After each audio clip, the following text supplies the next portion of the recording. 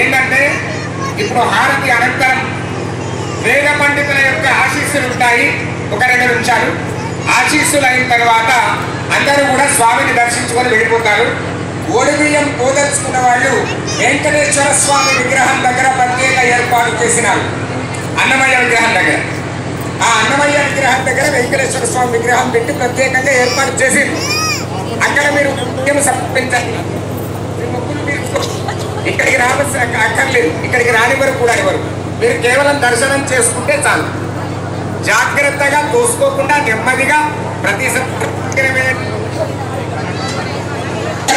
జాగ్రత్త. భోజనం ప్రత్యక్షంగా ప్రత్యేకంగా చెబుతూ ఉన్నారు.